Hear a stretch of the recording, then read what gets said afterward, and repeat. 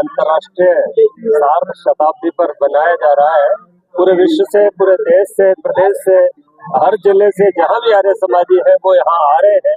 तो सबसे बड़ी बात ये है कि आर्यों का मेला है ये, और हम लोग जो कभी नहीं मिल पाते हैं वो आज यहाँ पर मिल रहे हैं। ऐसे ऐसे लोग मिल रहे हैं जिनसे आप पीछे 15 साल पहले मिले, 20 साल पहले मिले या 10 साल पहले मिले, वो आज हमें मिल रहे हैं।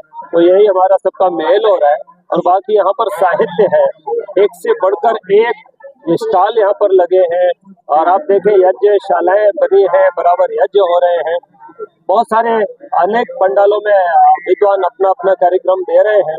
तो ये सब साहित्य के रूप में या फिर जो भी वक्तव्य के रूप में या कलाकृतियों के रूप में नाना प्रकार से जो है यहाँ पर दर्शन हो रहा है दुनिया को कि आर्य समाज आखिर है क्या। तो आर्य समाज का समग्र दर्शन करना हो तो एक बार अंतर्राष्ट्रीय आर्य महासम्मेलन में आप लोग जरूर बताइए। 3 दिन बाकी हैं और अभी 3 दिन बाकी है, 36 पहली और दूसरी। आज तो मोदी जी भी आ रहे हैं। आज मोदी जी आ रहे हैं। आचार्य जी बहुत अच्छे जो है वेदों के विद्वान हैं, वेदों के प्रचारक हैं और वैदिक धर्म के प्रचारक हैं। बदायूं जिले में रहते हैं। थोड़ा सा परिचय आप अपने यहाँ। मैं आचार्य संजीव रूप आर्य समाज का वेद कथाकार हूँ, समाज सुधारक हूँ। आर्य संस्कारशाला गुरुकुल की संस्थापना की है, कई जगह गुरुकुल खोले हैं और निःशुल्क ये मेरा कार्य चलता है। यज्ञ तीर्थ नाम है मेरे स्थान का, जहाँ यज्ञ की ज्योति कभी बुझती नहीं। तो हम लोगों को निरंतर यही प्रयत्न कर रहे हैं, प्रयास कर रहे हैं बताने का कि आप अपने आर्य समाज को थोड़ा सा अपडेट करिएगा और थोड़ा सा और समाज आज का जो है उसके साथ अपने समाज को ला करके खड़ा करिएगा और प्रचार के ढंग बदलिएगा। वही पुराना ढंग नहीं होना चाहिए, प्रचार के ढंग और भी नए नए हो सकते हैं जिसके बारे में मैं बताता रहता हूँ।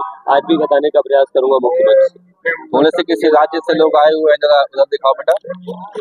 अच्छा आचार्य जी भेंट होगी आपसे। ये किसी राज्य से आए हुए हैं। बच्चों आप किस राज्य से हो? किस राज्य से हैं आप? असम से। असम से हैं। तो ये किस जो वेशभूषा आपकी परंपरागत वेशभूषा है, हाँ, इसको क्या कहते हैं? कुछ इसको कहा जाता है, ये चलते चलते बात करते हैं, आप लोग कहीं जा भी रहे हैं। इस वेशभूषा को क्या कहते हैं? कुछ इसका नाम है कुछ अलग? क्या नाम है इसका वेशभूषा का? हमासा। हमासा। चलो बहुत अच्छा लगा।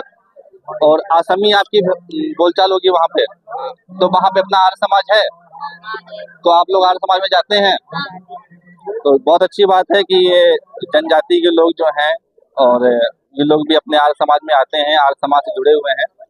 तो मैं चाहूँगा आप लोग भी आर्य समाज जुड़े रहें, आर्य समाज के प्रचार करें, क्योंकि आर्य समाज वेदों की बात बताता है, धर्म की बात बताता है, और जो कि संपूर्ण देश के लिए बहुत ही आवश्यक है, मानवता के लिए बहुत ही आवश्यक है। तो वेदों का प्रचार आप लोग करिए, ज्यादा नहीं, महीने में बस 1 दिन निकालिए, महीने में केवल 1 दिन आप वेदों का प्रचार करिए, धर्म का प्रचार करिए, बाकी आप अपने काम, पढ़ाई लिखाई जो भी करते हैं वो करिए। बहुत बहुत धन्यवाद। और कुछ कहना चाहोगे? नहीं। कोई समस्या तो नहीं है तुम्हारे यहाँ? नहीं। दिक्कतें तो नहीं? दो बताओ, सब लोग देख रहे हैं। आपके यहाँ कोई समस्याएं हैं? घुसपैठी बहुत ज्यादा आ गए हैं क्या? जंगल तो नहीं अलग कट रहे हैं? चलिए अच्छा, बहुत बहुत धन्यवाद। अरे हमारे आचार्य जी मिल गए, एक और आचार्य जी से दर्शन हो गए हैं। आचार्य रविंद्र जी हैं, कानपुर से हैं। आपने हमारा विवाह संस्कार कराया था और हमारे राष्ट्र राजदल के राष्ट्रीय महासचिव भी हैं। और थोड़ा सा बताइए, ये जो बढ़िया भव्य कार्यक्रम चल रहा है इसके बारे में 2 शब्द कुछ हमारे, आप बोलिए, जितना भी आप बोल सकते हैं आप बोलिए इसके बारे में। कार्यक्रम तो अपने आप में भव्य है, अनूठा है, और ऐसे कार्यक्रम बहुत कम देखने में मिलते हैं। आर्य समाज से जुड़े लोगों को इसमें अपना सहयोग करना चाहिए। इस प्रकार के कार्यक्रम प्रतिवर्ष देश के अलग अलग प्रांतों में, राज्यों में होने चाहिए। बहुत अच्छा कार्यक्रम लगा मुझे। मैं भी कई साल के बाद आया हूँ और बहुत से लोगों से इस बहाने मिलना भी हो जाता है। इस तरह के महाकुंभ में तो मैं पहली बार आया हूँ, जहाँ पे हर जगह अपने आर्य लोग मिल रहे हैं, लाखों की संख्या में सब मिल रहे हैं, बहुत अच्छा लग रहा है। मैं भी कई साल के बाद आया हूँ और अच्छा लगा। बहुत सारे लोग ऐसे हैं जिनसे मैं 10-10, 15-15 साल पहले मिला था, इस बहाने वो भी सब लोग आए हैं। और इस बार जो दूसरे कार्यक्रम मैंने पहले देखे उनसे ये कार्यक्रम मुझे भी थोड़ा सा बड़ा है, लगा है, लग रहा है और भव्य है। हाँ, मैंने जब घर से सोच के चला था तो मुझे ऐसा लग रहा था कि जैसे पहले होता था उसी टाइप का होगा, लेकिन यहाँ आकर के पता चला कि आयोजन काफी बड़ा है, भव्य है। और मैं आशा करता हूँ कि यहाँ अच्छे अच्छे उच्च कोटि के विद्वानों से मेरी भेंट होगी जी जी और उनसे हम चर्चा करेंगे तो हो इस ही रही बारे है। में। हाँ, चर्चा करेंगे इस बारे में कि भाई सब लोग मिल करके आर्य समाज को आगे बढ़ाएं और उन्नति के पथ हाँ, पर तो आर्य जहाँ जनता को जहाँ लेकर के जाएं। गड़बड़े हो रही हैं वो सुधरे हाँ, आर्य समाज में बहुत सारी दिक्कतें इस हैं, तरह की चीजें आ गई जिनकी वजह से आर्य समाज रसातल को चला गया, आगे नहीं बढ़ पा रहा है, आगे वही नहीं में बढ़ पा ठहर रहा गया है। तो उस पर विचार करने की आवश्यकता है। सब विद्वानों को इस बारे में आपसी सामंजस्य बनाना चाहिए और उस पर विचार करना चाहिए कि आर्य समाज को किस प्रकार से विश्व के प्रत्येक मनुष्य तक पहुंचा सकते हैं। क्योंकि ये विचारधारा मानवता की विचारधारा है, यही विचारधारा है जो मानवता को बचा सकती है, मानवता को जोड़ सकती है। बाकी सब तो अपनी आपस में सेपरेट मानसिकता को आपस में लोगों को जोड़ने के लिए जो हमारी यज्ञों की जो कर्मकांड की जो संस्कारों की जो पद्धति है जी उसका भी बड़ा योगदान है। तो मैं पिछले कई वर्षों से प्रयास कर रहा हूँ कि जो उस पद्धति में कर्मकांड की पद्धति में विधि में जो कुछ प्रक्षेप आ गए हैं, मिलावट आ गए हैं, जी मैं आपके तो वीडियो देखा हाँ, उनको हटा करके उसको शुद्ध किया जाए जिससे कि सब लोग उस सरल और शुद्ध पद्धति के द्वारा यज्ञों को संस्कारों को करें और जब सब लोग एक प्रकार से उसको करेंगे तो उससे एक रूपता आएगी। और ऋग्वेद का जो अंतिम सूक्त संगठन सूक्त है, संगच्छध्वं संवदध्वं समूहो मनांसि जानता, वो एक रूपता तभी हो पाएगी और सब लोग मिल करके एक दिशा में तभी चल पाएंगे। ये और बार हमारा प्रयास है, ताकि हमारा लोग देख सकें। वेद प्रचार नाम से चैनल है यूट्यूब पर जो है, जिस पर हम कर्मकांड पर रिसर्च करके और लोगों को कर्मकांड की और सूत्र ग्रंथों की, ब्राह्मण ग्रंथों की जानकारियां हम अच्छा, वेदों से लोग आसानी से इसलिए भी जुड़ सकते हैं क्योंकि वेदों में इतिहास तो है, जैसा कि अन्य सभी पुस्तकों में, रीजनरी पुस्तकों में इतिहास है, जैसे पुराण में है। पुराणों में भी है, कुरान और बाइबल सब में इतिहास ही भरा पड़ा है। इतिहास के आधार पर अपना मत फैलाते हैं। वेदों में इतिहास तो है नहीं, वेदों में केवल मानवता की बात है, सृष्टि की बात, परमात्मा की बात। तो इसलिए वेदों को शास्त्रीय वाक्य कहता है और ऋषि दयानंद ने भी कहा कि पुराण नाम इतिहास का है। जी और ऋषि कहते हैं कि पुराण का अर्थ होता है पुराना। तो पृथ्वी पर सबसे पुराना तो वेद ही है, वेद से पुराना कुछ है बहुत अच्छी नहीं। बात इस कारण से वेद को ही ऋषि दयानंद ने कहा कि इसी को पुराण कहा गया है। बाकी पुराण के नाम पर जो पुस्तकें छापी गई हैं, बनाई गई हैं, उनमें हमारे आर्यावर्त के प्राचीन राजाओं का जो है इतिहास है। जब भी मैं अपने किसी आर्य विद्वान से मिलता हूँ तो कोई ना कोई बहुत अच्छी नई चीज मुझको मिल ही जाती है। तो आज फिर से मिल गई कि जो पुराण का अर्थ ऋषि ने पुराना बताया है और सबसे पुराना तो वेद ही है।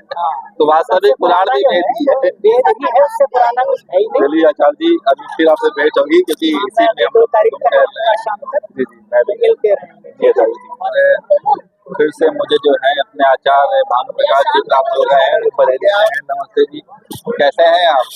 आपके भी दर्शन हो गए? हाँ, बहुत बढ़िया, लगातार दर्शन हो रहे हैं इस महाकुंभ में आकर के।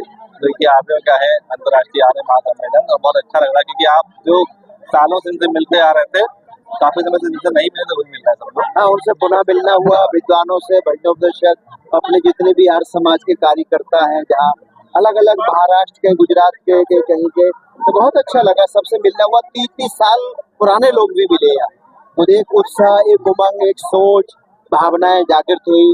तो यहाँ एक संगम है आर्यों का, बहुत बड़ा कुंभ है ये। हमारे आचार्य जी हैं, आचार्य भानु प्रकाश जी, जो कि बरेली से हैं और बहुत अच्छे भजन उपदेशक हैं, बहुत सुंदर भजन गाते हैं, बिना देखे बिना पढ़े गाते हैं, हजारों भजन याद है आपको और बहुत अच्छा लगता है आपके भजन सुनते हैं। और बहुत ही मतलब है कि क्या कहेंगे उसको, हसात्मक, मतलब है कि हंसाते ही बहुत सारा है, कॉमेडी बहुत अच्छी कर लेते हैं और भजन बहुत अच्छा गाते हैं।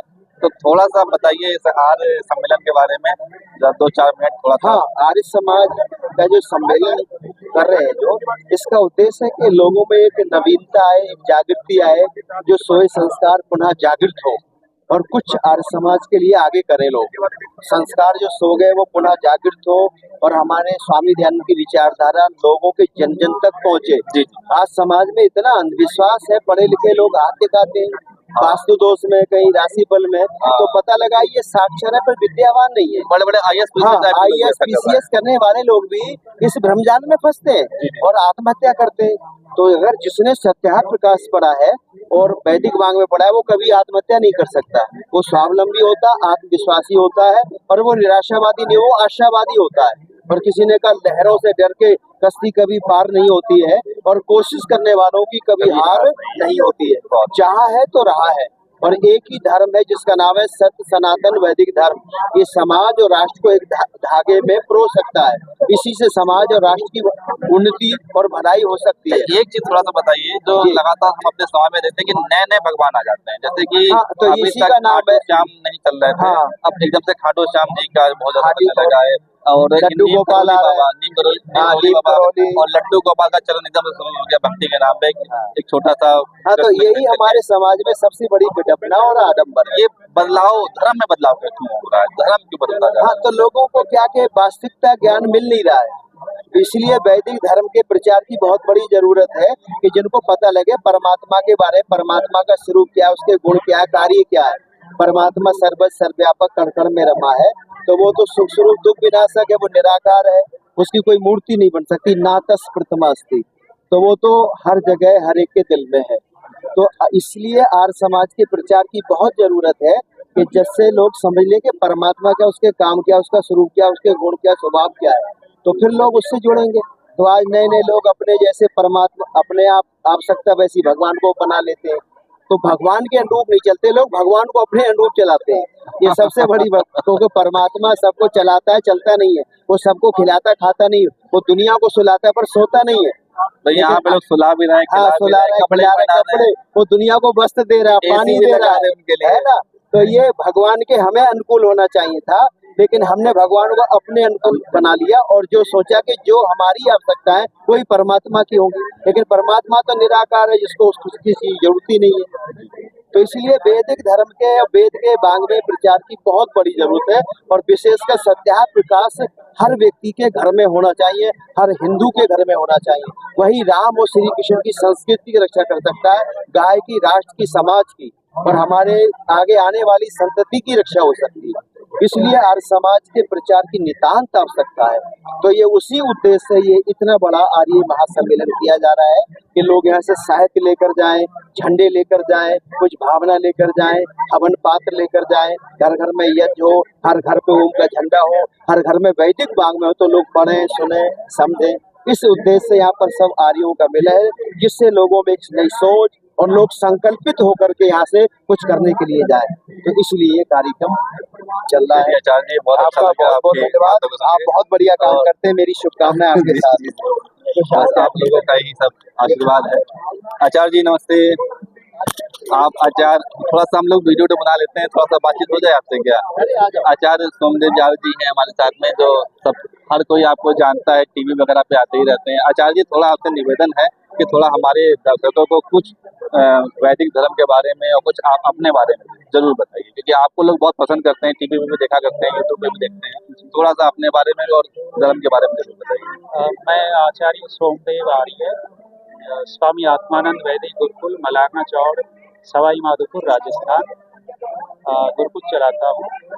और दुनिया के अंदर यदि सर्वोत्तम संस्था है, सर्वोत्तम विचार है, तो सनातन का ही विचार है। सनातन सबके भले की बात करता है और जितने भी दुनिया में मत संप्रदाय हैं वे सब अपने व्यक्तिगत या अपने संप्रदाय की बात करते हैं। वैदिक सनातन अपना मानव मात्र का, प्राणी मात्र के भले के लिए संदेश देता है। सर्वे भवन्तु सुखिनः केवल और केवल सनातन में है। और यदि मनुष्य मात्र का कल्याण हो सकता है तो वेद से ही होगा।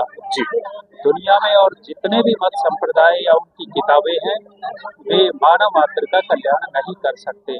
तो इसलिए मनुष्य मात्र, केवल हिंदू नहीं, मनुष्य मात्र का धर्म ग्रंथ वेद है। वेद के रास्ते पर चलें, उसी से कल्याण होगा। जी, बहुत अच्छा आपके द्वारा जो है हमको जानकारी प्राप्त हुई और आपका जो संदेश है कि वेदों के मार्ग पर सबको चलना चाहिए और वेद ही मानव मात्र का कल्याण कर सकता है। तो बाकी सब मत मजहबों की पुस्तकें जो हैं वो तो एक तो इतिहास पे आधारित है, इसमें इतिहास बहुत भरा हुआ है और इतिहास में मिलावट होती है।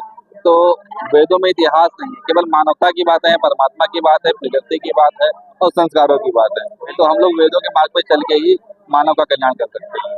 तो बहुत अच्छा आचार्य जी आपका हमको मार्गदर्शन प्राप्त हुआ और पुनः आपसे फिर कभी भेंट जरूर होगी। और शायद मोदी जी आ गए हैं क्योंकि आज मोदी जी का आगमन था इस कार्यक्रम में, इसीलिए बहुत ज्यादा जो है शोर शराबा और जयकारे एकदम से बहुत तेज हो गए हैं और भीड़ भी लगातार बढ़ रही है। तो ठीक है, अब फिर आगे फिर मुलाकात होगी और बहुत बहुत नमस्कार, धन्यवाद।